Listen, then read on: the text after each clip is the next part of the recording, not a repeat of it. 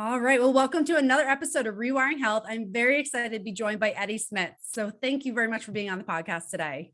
My pleasure. Yeah. So I always love to hear how people got to where they are today. So would you just mind sharing your story of where did you begin and what brought you to serving the people you do and the mission that you are on Sure. today? Sure. So I was born. No, just kidding. Yeah, but I was born. A long podcast. Yeah, I'll start with my. Actually, I saw my first job or what I wanted to do.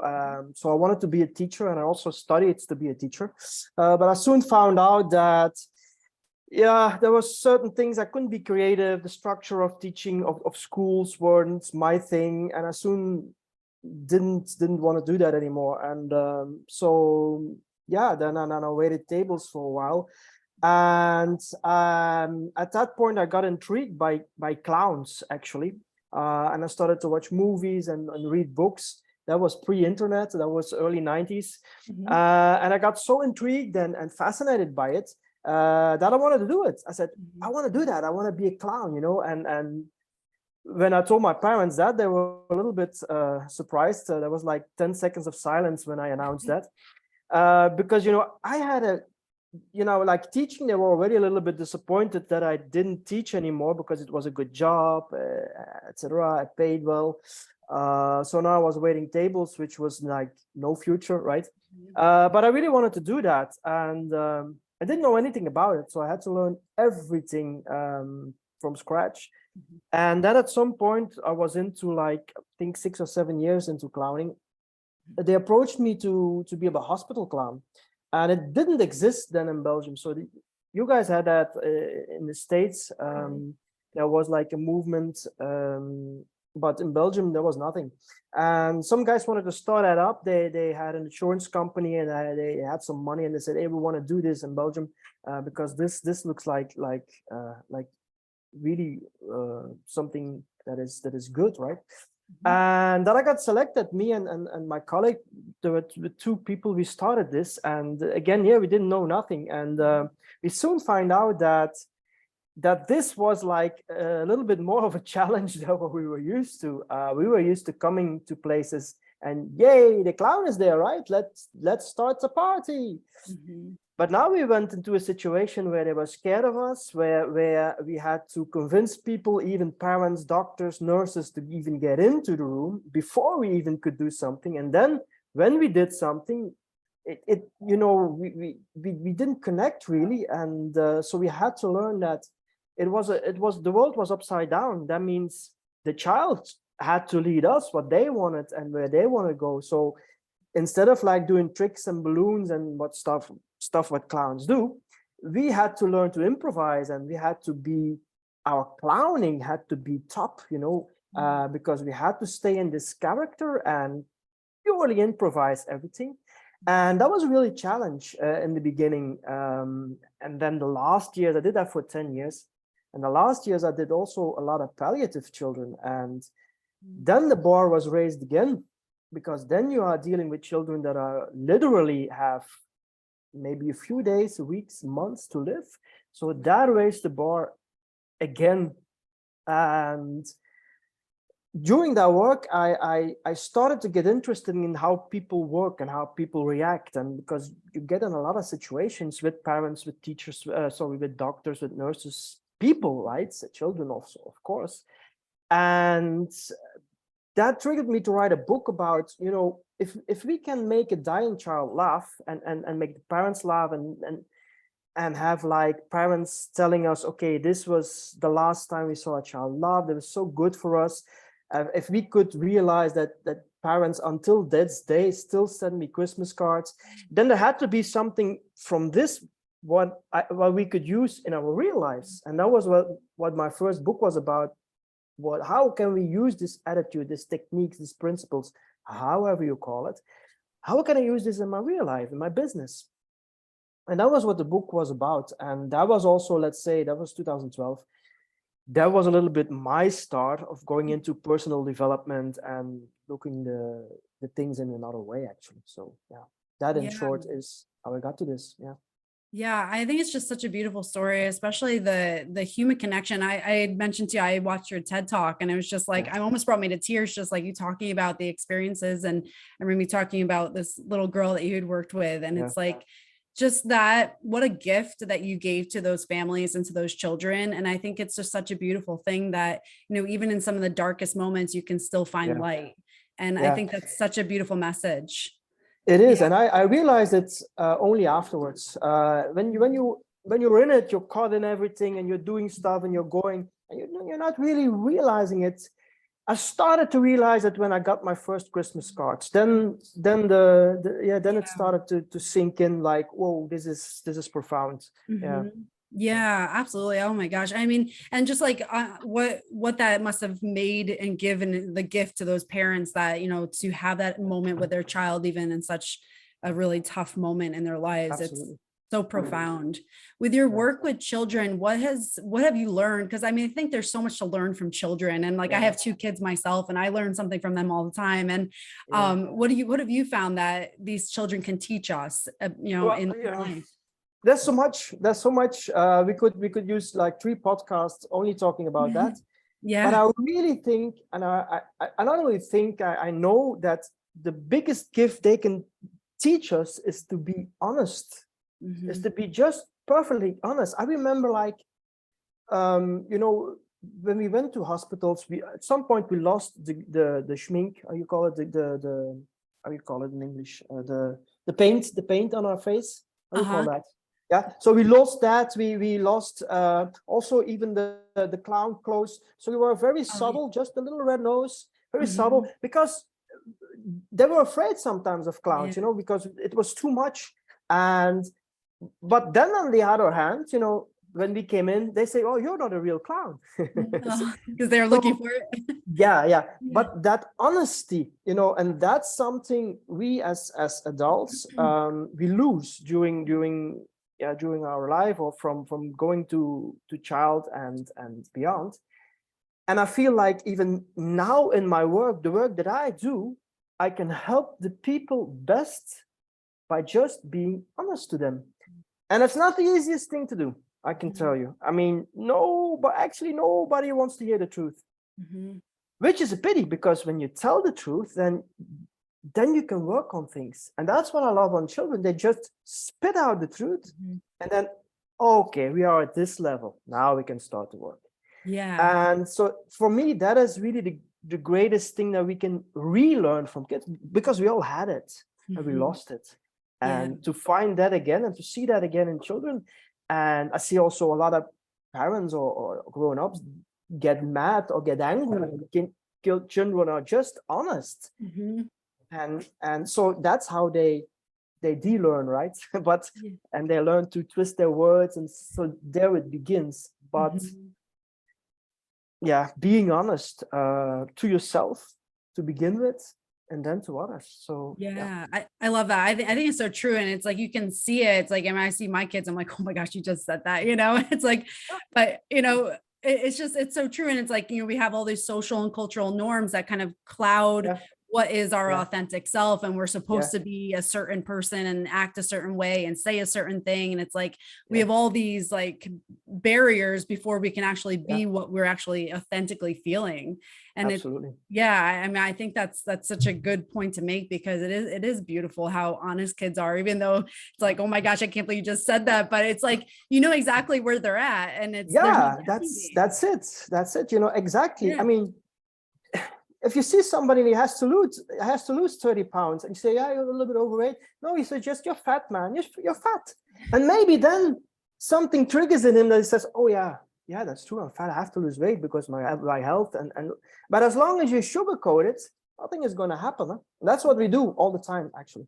Mhm. Yeah, and sometimes when we, really with the brain, the way it works, it was when you bring awareness to those things that Yeah, we deeply need to address or don't or kind of cloud so we don't have to address it or we escape from it. It's like once you bring awareness to it, it stops growing. So you have to bring then you can, awareness to yeah, it. then you can change and you can grow. Exactly. Yeah, Yeah. but before that, you need to know where point A is before you can go to point B. And as Mhm. long as you don't know where you are, if Yeah. you want to direct somebody who wants to come to your place, and you ask them on the phone, hey, where are you? and he says, yeah, I'm around, I don't know, then you can't direct him. Mhm. But if you say, yeah, I'm at the church Yeah. now, and say, oh, okay, now I know where you are. Now I can direct you to my place. It's as simple as that, actually. So true. It's just bringing clarity to our lives, which I Bringing love clarity. that. As far as barriers, because I know, honesty, 100%, I agree with that. Honesty is a huge barrier. But as far as like evolving our mindset, what are some other barriers you see with people that is really holding them back from living their dream life? Limiting beliefs is another big one. And that's also one that actually it's not our fault. Our parents, our teachers, our friends, our family, and it's here again, it starts when we are just little, and we get all these limiting beliefs, like you gotta work hard. If you work some money, you gotta do this, you gotta do this, and it's based on nothing. Actually, it's just based on what they from hearsay, and it's really based on nothing. I had a conversation last with somebody, and there was the thing. Yeah, you have to keep it simple when it's simple. And then somebody says, yeah, but what did he say exactly? His words were, yeah, but when it's simple, it doesn't work. He said something like that. And then I asked him, okay, what doesn't work when it's simple? And he was like, he couldn't say anything. But it was so ingrained in his head, no, that's too simple. That's not possible that works because that's too simple. But especially as a clown, you have to reduce it to as simple as possible. That's your strength also as a clown. And in clowning, the more simple you can do the things, the sooner you get the laugh, the sooner you get the connection, etc. So here, that's the same. And these beliefs around money, around work, around relationships, around everything actually. But again, mostly it's not our fault. It's our parents, our teachers, and it's also not their fault. It's just something we get into our brain, but it's really hard to get it out. But it stops us again to grow. If we have certain pictures, images of money, for example, that can stop us to have success, or that can stop us to whatever. But it's all limiting beliefs, and the word says it itself. It are beliefs that limit us in growing, in reaching something, and so on. So that's the thing I encounter a lot with people, and they don't even know where they get it. They say it, and then you ask, you go some deeper into it. Say, okay, where does it come from, or what do you mean exactly? And they can't give you an answer, but still they're so convinced that it's true.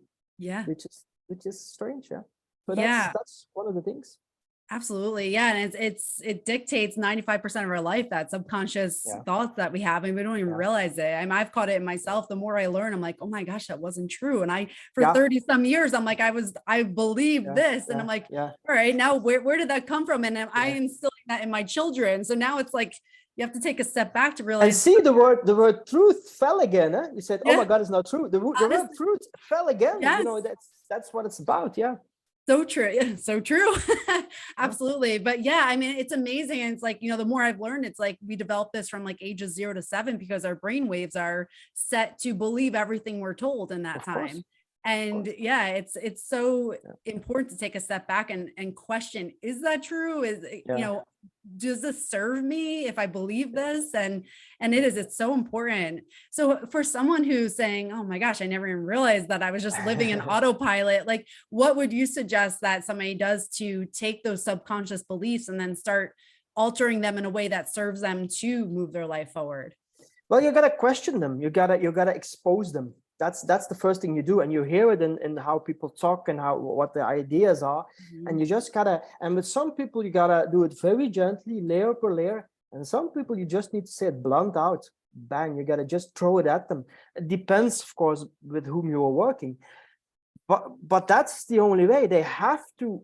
That's how it starts, and they have to go again to point A. You have to lead them to point A before you can lead them to point B, and that's point A, to realize that certain beliefs that they have are just not true, and that they don't serve them. And once they get that, and they start working in another way that their beliefs are serving them, they feel very soon that that's the way to go, because then intuition comes in, creativity comes in, all these great things then come into life, which beforehand are not in the picture, but then they come. it automatically comes when you start moving from, when you start shifting these beliefs. All these things, these nice things come, wisdom comes, creativity comes, intuition comes, all these good things that you need, they come. And that's what we want, of course. Absolutely. Yeah. And that really is the whole energy of life, I believe, is that you create, you become creative. And it's like when you are surrounded by stress all the time and you Yeah, have all these limiting beliefs, it's like that's all clouded and now you feel stagnant in life. And if we're not growing, that's yeah. And again, children are very creative on Mhm. their own. You don't Yes. need to learn them how to be creative, but adults have to go do a workshop how to be creative. Mhm. And How 100%. how Yeah. how stupid is that? You Yeah. had it, and you just gave it away. Yep. Oh, absolutely. I mean, my son wants me to be mommy T-Rex all the time. And I'm like, oh my gosh. And for him, it's like, there's a Spinosaurus behind us, but Yeah. for me, I'm like, oh my gosh, you have to like relearn how to like have fun and be creative Yeah. again, because it is like, I remember being a child and that was just natural. And it's like, you Yeah. devolve out of that. And it's like, we're Yeah. not meant to let that go. It's supposed to be part of us, no matter Absolutely. what age we are. Yeah, yeah, Yeah. absolutely. Yeah. I love that. And so for somebody who says, like, well, it sounds great, but I'm going through this really tough situation, or I have a really, really hard place I'm in life right now. What would you say to that person who said, like, that's all sounds great, but you don't understand my situation. I'm going through Yeah. really tough times. I always use the same analogy, and I ask Mhm, them the question, would you, if you put your hand on a hot stove, mhm, would you hold the hand on your hot stove? mhm, And they all say no. And then I say, why are you doing this with your life now? mhm, And I let them think. And then you can start a conversation. Because, everybody has his problems, his challenges, his everything. But if you keep your hand on the hot stove, it's only going to get worse, you know. And that's what a lot of people do. They just keep their hand on the hot stove. They feel sorry for themselves. They are blaming everyone except themselves, or themselves even. So they are moving into all these things that don't serve them. mhm, And here it is again the same. It is, or we do it in a very slow, smooth way, and we peel the onion, or we just blunt out, tell them, okay, I understand that you're suffering, but what you're doing now is not helping you to lead another life, or to suffer less, or even suffer not anymore. And that goes as well for mindset, as chronic pain, as everything. I mean, and that's again, people can't help it, because scientifically you can explain it. They all think this, they keep thinking with their reptile brain, and that's your reptile brain is really good. You need it, because when you go to the hot stove, your reptile brain says, ooh. mhm. So you need the reptile brain, right? But if you stay in that reptile brain, I mean, when you see a snake, your reptile brain says run, right? And you start running. But at some point you have to stop running, right? You can't run forever. And that's what these people are doing. They keep on running. They don't even look back to see if the snake is still there. They just keep running. And at some point they don't even know why they are running anymore. Mhm. So that's the analogy, but that's actually what people do. Yeah, absolutely. And it's like, as much as it doesn't serve you, it's a known outcome. Like if you've done it over and over and over again, Yeah, it's quote comfortable, because you know how yeah, the outcome's going to be. It almost yeah, becomes more uncomfortable to discover something different that you don't know how it's going to work out than to just stay in this route. And yeah. that becomes almost like that natural resistance people have to change, even if they cognitively know it's good for them. Yeah, yeah. It's a muscle. It's a muscle, and you need to train it. It Mhm. doesn't go. It doesn't go from its. You know, if let's say you're 40 years old, yeah, you've been doing it for 40 years. You can't expect that in 3 days that you can change it. But Yeah. you can change it. I changed it with people in 6 weeks. So it Mhm. is possible to change it. Yeah. But of course, you need a little discipline. You need to do some exercise every day. And I say every day, every day. I Mhm. mean, and how long? Yeah, for 15 minutes. Say, yeah, 15 minutes. If you don't want to invest 15 minutes for 6 weeks for the rest of your life, I don't think you're really serious then. See, so that then all these other things keep on popping up. No, I don't want to do it. Don't want to do it. Mhm. So and that's the work I do for the big part, is just showing them how stupidly they keep their hand on the hot plates. that's actually the basics of my work. Yeah. Yeah. 100%. Yeah. I mean, you're literally wiring yourself to keep the same result over and over and over again. And it's, Yeah, yeah. And it yeah, really, it does start with that consistency. I'm a huge believer in consistency. yeah. Like you don't have to be perfect, but it has to be consistent. No, That's the no, only way you nobody's succeed. perfect. No, Yep. no, no, no. Exactly. For someone, I mean, I know resilience is huge. You have to become a very resilient person. How do Yeah. you recommend someone becomes more resilient so that the outside world doesn't crowd them in their Yeah. internal world? You know, the most important thing for me is that willpower doesn't cut it. Mhm. Yeah, a lot of people start to do things out of willpower, and there are some who succeed, right? There are some, don't get me wrong, there are some, but then I think at what cost? Because but then it's every day a drag, every day they are pulling themselves together. It's so tiring. I admire these people, Mhm. really, I admire them, but in my mind it goes, it's not necessary, because you have to find a way, a creative way, or you have to navigate on another way, or there is another way to solve this. Only we are so used to do this way that we are used that we don't explore the other things anymore. Mhm. So here again, that's what we need to do. We need to just explore and navigate, use our creativity out of this reptile brain, Mhm. because then this will put us to the no and the don't do this again.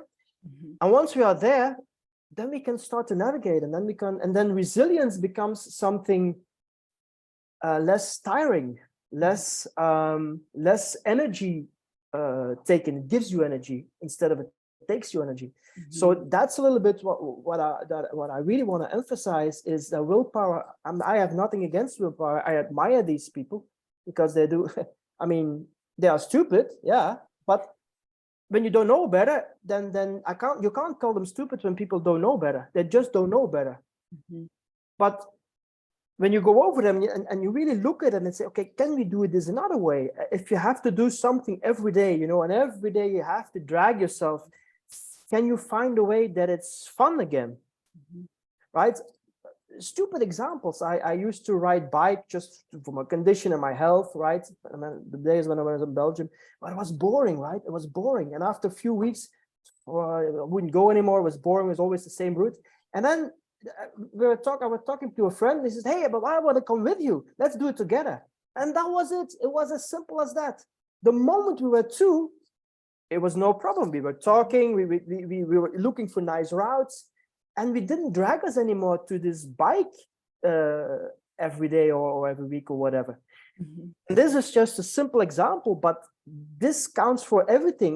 It may look as complicated as you think, but there is always a simple solution. There's always one, but you have to look for it. If you don't look for it, you won't find it.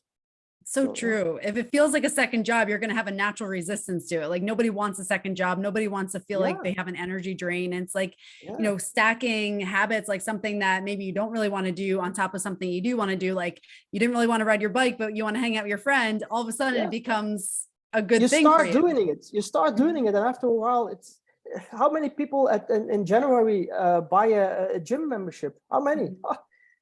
Mhm. So many. And after a week, not after a week, after let's say after a month, after 2 months, and after 3 months, Mhm. I think maybe 5% is still going. Yeah. Why is that? Yeah, it's because they don't feel the fun. They don't have fun in it, so they have to search for their fun. Yeah, absolutely. It's the Yeah. same. Yeah, and fun has been shown to actually cause rewiring of the brain because it opens your mind up to new possibilities. It taps into that natural curiosity Yeah, that we have, like, oh, how would this creativity, turn out? curiosity, all Mhm. these great things. Wisdom, Yeah, it taps into the other part of the brain, to the yeah. right brain. It goes out of the reptile brain in the other part of the brain, and that's where we Mhm. want to be. Absolutely. Yeah. And that's the only really way to move forward is if we start going into that direction. If you want to grow, yeah, Mhm. absolutely. And I know you're big on leadership. And for some people, it's, I think for many people, it's really tough to be their own leader. Yeah, Not even mentioning other leadership of yeah, other people, but like just being your own leader where you're, maybe raising kids, you're trying to have a job, you're trying to keep yourself healthy, you yeah. have financial stresses. So you're trying to have all these fires put out. How do you recommend being a good leader for yourself? Again, it's the same. Again, we start from saying no and start from this fixed mindset that we have. So here again, it's letting loose, seeing your own truth. What's your own truth? Why are my children, if you're stressed about your children, just take that example. Why are they talking back about to me, for example? Why are they not doing their homework? Why are they watching the iPad all day? Why are they doing this, right? And how can I make the other thing that I want to do them, how can I make it fun? Mhm. And talk with them about it. I mean, okay, if they are 2 years old, it's difficult, but if they are 4 or 5 years old, for example, or even, of course, when they are older, it's no problem. Talk with them, Mhm. open the conversation, Mhm. just open the conversation. I mean, I had to learn leadership the hard way. I was like in hospitals, and as a clown, you've got no authority, right? You have nurses, doctors, parents, cleaning ladies, and I'm telling you, no authority. I told them at TEDx, there was a cleaning lady who decided that I couldn't go into the room. Why? I don't know, but she had decided that. So you don't have an authority, and then you have to communicate with people and talk to people. Okay, why? And explain what you are doing. And then at some point, I realize that some people are not the brightest, but I'm also convinced that you can, if you explain things to people in a simple way, that everybody understands. And if everybody sees your way, and that's for your children, that's for people you work with, that's for your colleagues, that's for even your bosses, that's for your clients, that's for everybody. Mhm. So I think the big issue in leaderships nowadays is communication. Mhm. Yeah. And there's two ways of communicate. You communicate with your brain, with your rational mind.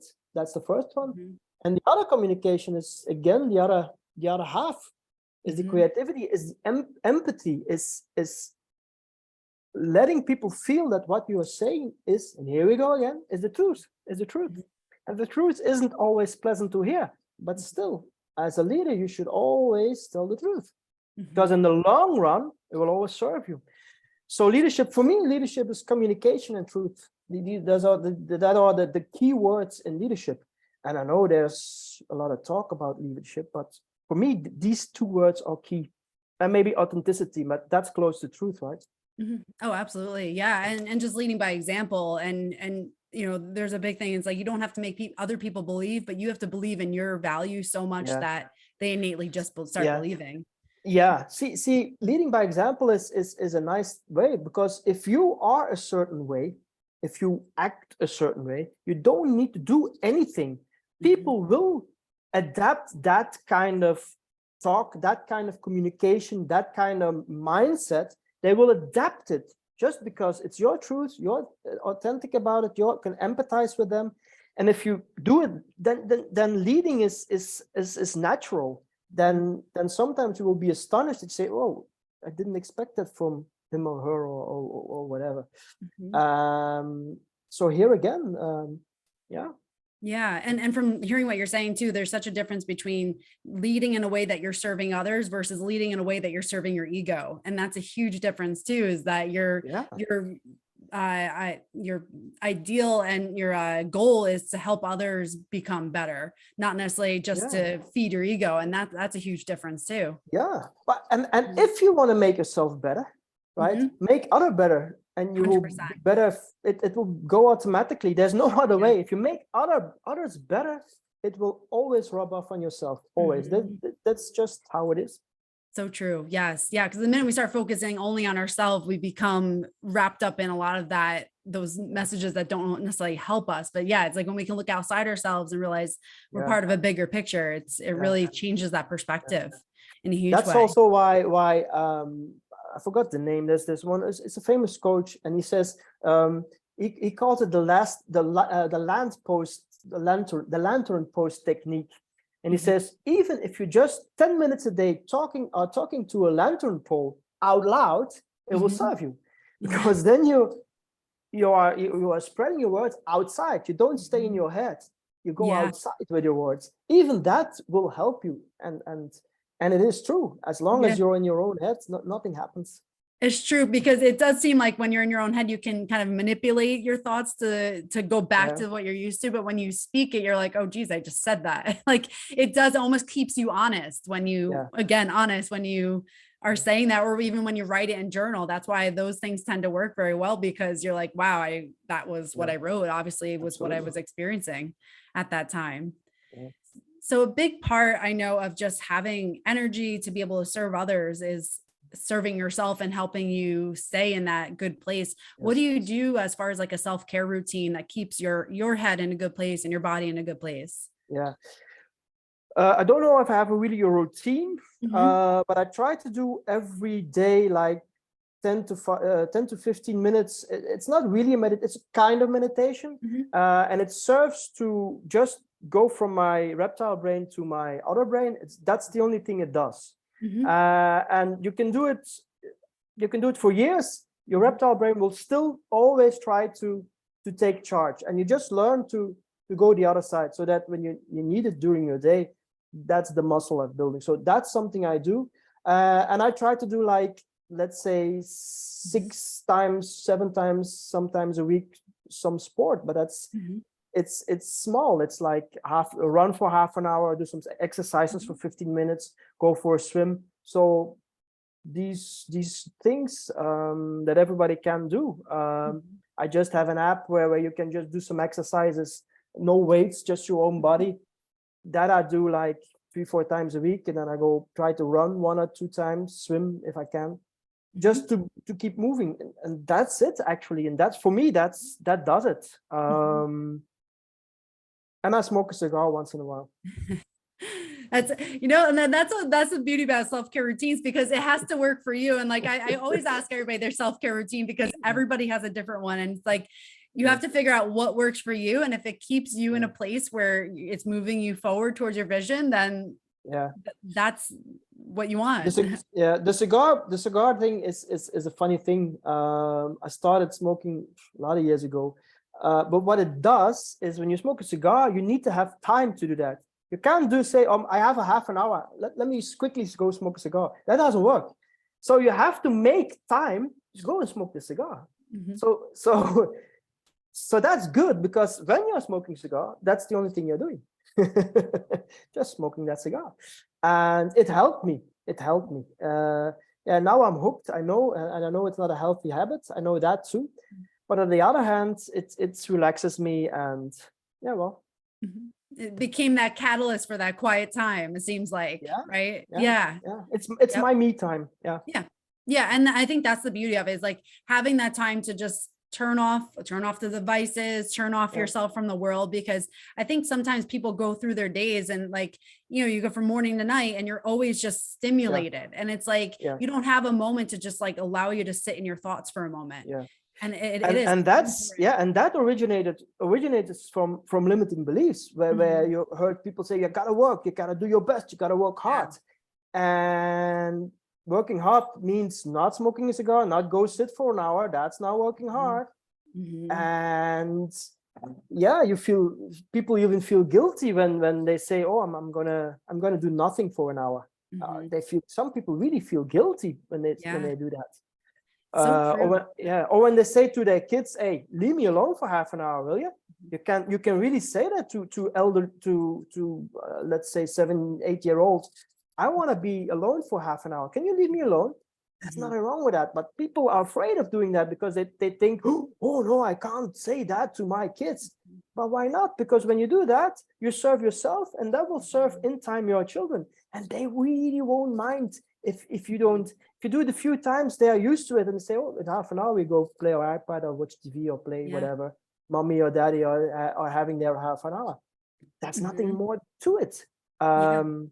Yeah, It's so true. And it's like, again, leading by example. It's like if you want your child when they grow up to feel like they're in a hamster wheel where they can never relax, then yeah, yeah, maybe you just continue to stay busy. But if you want your child to have better tools when yeah, they're an adult that you didn't have, then you yeah, need to start leading by example and doing that for yourself, and do it without feeling guilty. yeah, Because if you're feeling guilty for that half hour you're taking alone, yeah.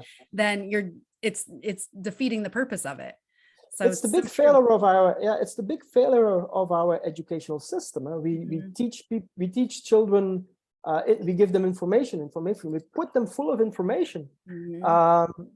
But I think we are past that point. Teach them some mindfulness, teach them some business, teach them these things that they really can use. Mhm. I mean, what's the point of teaching them how many countries there are in Africa? Mhm. Yeah, it's nice for if they are going to do a quiz, but Mhm. yeah. So Yeah, yeah, it's so true. I mean, when we're children, we either are soothed by our parents and we're always comforted by them, but then we become adults and we don't have any technique to no, self-soothe. And then we do escapism, like whether it's, yeah, drinking or drugs or yeah, whatever it is, or social of media, or course, we just put the TV on. It's like of that course, becomes our only soothing technique, but it's not actually doing the job. And it's no, like I've been aware of that. I mean, I didn't grow up with skills to self-soothe, and now I'm like, okay, I need to instill this in my children. And I was so yeah, proud the other day. My son was all riled up over something, and then he, without me even saying, he started doing some deep breathing, and I'm like, he's almost 4, and I'm like, okay, right, he's going yeah, to be yeah. in a better shape than I was. So Yeah, of course, but of course yeah, we can't blame our parents. They didn't know better. yeah, I also grew true. up in a working class family, and Mhm. they just didn't know about it. And Right. in their time, nobody talked about what we are talking about now, right? So Mhm. that was like for the elite. So yeah, but I think we are getting there, especially now, especially when COVID hits, more and more people started to realize, whoa, there's more in life than work, there's more in life than. Yeah. So there is some kind of awareness going on. Mhm. Yeah. So it's a good thing, yeah. Absolutely. Yeah. And I think it is just so important just taking that responsibility for your own self, because it is true. Like you can easily jump into that, like, well, I was never taught this, or and blame people for the way your situation is. But at the end of the day, the only thing that can change is when you take responsibility and then you take action to actually change your circumstances. So it's It's to use another nice analogy I always use. You mhm, can lit a million candles, but mhm. yours has to be lit first. So true. Oh my gosh. Yes, that's a good one. Very true. Just one more question, because I just love what you've done Yeah. and the work that you do. But what is one of the most profound lessons you've learned through the work that you've done as a clown and then as a personal development coach? I think a little bit what I just said. It all starts with yourself. Mhm. Um, look into yourself first before you go judging circumstances or people Mhm. or yourself even. Just look in an honest way to yourself and see, okay, what's not okay with myself, what's bugging me about myself, Mhm. and write these things down and address them one by one. Yeah. If you find that you don't have enough skills, then search what skill you want to have and go and learn it. If you think you are not fit enough, go to a sporting club or a gym, or call a friend who also think, hey, I need to do something, and do it. If you think your business is not going how it should go, check out, ask somebody, but or ask somebody. And if you don't, ask somebody, okay, what needs to improve here, and then do it, of course. Mhm. That's the magic words. The magic word is always doing it. Mhm. As long as it stays in your head, that's 20% of the work, and that's why I always say to people, it's good that you go to seminars, it's good that you read books, it gives you motivation, but motivation is only 20% of the work. Mhm. It's like when you're laying in a hot bath, that's so nice, but if you stay too long and you don't pour hot water once in a Mhm. while, it's not nice anymore. It will get Yeah. cold and you want to get out of it. And that's what we do. We are going to these things and reading books and all, and we are so motivated, but then we don't do the work. And this work, this 80%, we don't do that. And we go from one seminar to another, from one book to another, from one coach to another, from one doctor to another. But in between, we don't do anything about this 80%. Mhm. And that's the thing I really had to learn the hard way. And that's what I learned when I started coaching. I learned, oh my God, I'm not doing this myself. Mhm. How can I coach people if I'm not doing it myself? If Yeah. I say to people, hey, you gotta do 15 minutes of this every day, and you're not doing it yourself, Mhm. that was for me, that was profound. I did something, but certain things I just didn't do myself. Mhm. And for me, that was the beauty of coaching, that I, with some clients, I learned more than I taught my clients Mhm. in some ways. And if there is a lesson that I learned the last years, and which I think that is really, really so important, is just start with yourself. Look in the mirror, start yourself, see what you want to change or what doesn't work, where are you stuck. Mhm. And if you can't solve it yourself, which is probably 90% of the time, Mhm. get some help. Mhm. Just get Absolutely. some help. Yeah. Yeah, and some of the biggest problems are not meant to do alone, so it is just having No, and somebody look yeah. outside of you. And the Mhm. thing is also, is sometimes it's so simple, but you don't see it yourself. Yeah. It's like, and again, an analogy I know, but see, if you are with your nose against a beautiful painting, you don't see the painting. And the one who is standing 10 meters behind you will say, whoa, this is great. Do you see this? Do you see this? They Mhm. don't see it. And what he does, he just takes you by the arm and puts you 10 meters from the painting, and you see the painting. Mhm. And that's all. And that's really how simple it is. But we have to just ask people. Yeah, that's what we need to do. Yeah, such a great analogy because it is. It's like you're capable of doing it, but you need that little guidance to make it Yeah, to the a point where you guidance can. or a Yeah. push or whatever. Or some people Yeah. just need to be held accountable. All Mhm. this. If you know from yourself, I can't keep myself accountable. Yeah, then you have to just Mhm. uh, ask a friend and say, oh, kick me in the ass every once in a while because I need to Yeah. do some things. And if I don't do them, just kick me in the ass. That's all you need to Mhm. do. And if Yeah. it's a really good friend, he'll do it. Right. Exactly. It's true. It's just, it's just figuring out again, like you said, knowing yourself enough to know what you're strong at and what you're not strong at, and Yeah, then figuring out who can help you yeah, become a better version of yourself. So I love absolutely. that. For anyone who wanted to connect with you, where can they find you? My website, I think that's the easiest thing, Mhm. eddysmits.com. I'm also on a lot of social media, so normally if you Google me, you'll find me somewhere. Somewhere, but my website is just the easiest way, I think. Mhm. Okay, great. And I'll put that in the show notes too for anyone listening. But thank you so much. I truly enjoyed this conversation, and I just appreciate all your wealth of, knowledge and your Mhm. experience, and thank you for everything you do. So thank you. It's my pleasure, really.